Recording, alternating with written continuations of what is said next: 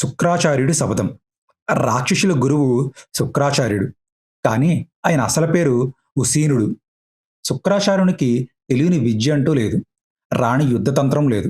ఆయన ఒక్కగానొక్క కూతురు దేవయాని. ఆచార్యునిగా శుక్రాచార్యుడు చాలా మేటి. అయితే ఆయనకు 2 బలహీనతలు. వాటిలో మొదటిది సురాపానమైతే, రెండవది కూతురు పట్ల అమితమైన ప్రేమ. శుక్రాచార్యునికి అపూర్వమైన, అద్భుతమైన మృత సంజీవిని విద్య తెలుసు. దాని సాయంతో ఆయన దేవతల చేతిలో పరాజితులై మృతి చెందిన రాక్షస వీరులను బతికిస్తూ రాక్షస జాతి నశించిపోకుండా కాపాడుకుంటూ వస్తున్నాడు. దాంతో రాక్షసుల బలం పెరుగుతూ దేవతల బలం తగ్గుతూ వస్తోంది. ఇలా లాభం లేదనుకుని దేవతల గురువు బృహస్పతి ఒక ఉపాయం ఆలోచించాడు. ఎలాగైనా సరే రాక్షసు గురువు నుంచి మృత సంజీవిని విద్యను నేర్చుకోవాలి అనుకున్నారు. చూస్తూ చూస్తూ శుక్రుడు దేవతలకు ఆ విద్య బోధించడు కాబట్టి ఎలాగోలాగా నేర్పుగా శుక్రుడు నుంచి ఆ విద్యను సంగ్రహించాలి. అందుకు ఎంతో ఒడుపు, చాకచక్యము కలిగిన వారు కావాలి.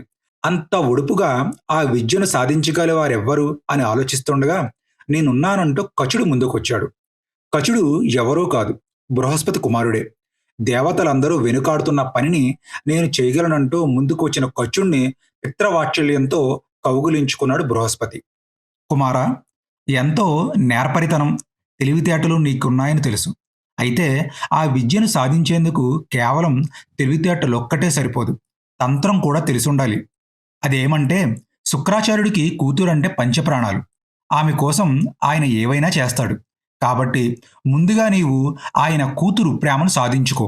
అప్పుడు నీకు ఎటువంటి ప్రమాదం ఉండదు అంటూ చక్కటి మార్గాంతరాన్ని ఉపదేశించాడు బృహస్పతి.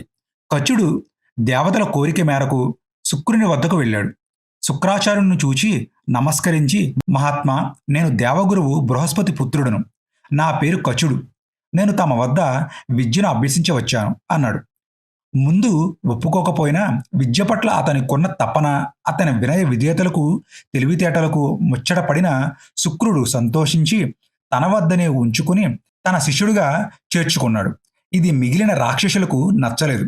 వారు ఎలాగైనా కచునికి అపకారం తలపెట్టాలని నిశ్చయించారు. గురువు బోధించిన విద్యలన్నింటినీ నేర్చుకుంటూ ఎంతో వినయంతో, భక్తి గౌరవాలతో గురువులకు సేవలు చేయసాగాడు కచుడు. తమ గురువు కచుడిని అభినందించడం, గురుపుత్రిక దేవయాని కచుడిని ఆరాధించడం రాక్షసులకు కంటగింపుగా మారింది. ఒకసారి అదును చూసి అడవిలో ఒంటరిగా ఉన్న కచుడిని కొట్టి చంపేశారు రాక్షసులు. తరువాత ఏమీ జరగనట్లుగా కచుడు కనబడటం లేదు అంటూ గురువుకు చెప్పారు. ఏమి జరిగిందో దివ్య దృష్టితో గ్రహించాడు శుక్రాచార్యుడు. మృత సంజీవిని విద్యతో కచుడిని బతికించాడు. ఈ విధంగా 2-3 సార్లు జరిగింది. చివరికి రాక్షసులు కచుడిని చంపి కాల్చి బూడిద చేసి ఆ బూడిదను మద్యంలో కలిపి మాటల్లో పెట్టి శుక్రాచార్యుడి చేతి తాగించారు. కచుడు ఎక్కడున్నాడా అని దివ్య దృష్టితో చూసి శుక్రుడికి కచుడికి బూడిద రూపంలో తన ఉదరలోనే ఉన్నట్లు తెలిసింది. పుత్రిక మీదున్న ప్రేమతో శుక్రాచార్యుడు తన ఉదరంలో ఉన్న కచుడికి మృత సంజీవిని విద్యను ఉపదేశించాడు. కచుడు శుక్రుడి పొట్టను చీల్చుకుని వచ్చి తనకు నేర్పిన విద్యతో తిరిగి గురువును బ్రతికించుకున్నాడు.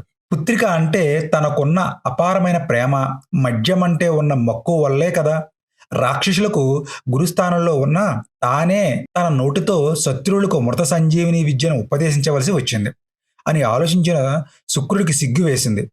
జీవితంలో ఇక మద్యం ముట్టనని, ఎవరి మీద మక్కువ పెంచుకోనని శపథం చేశాడు.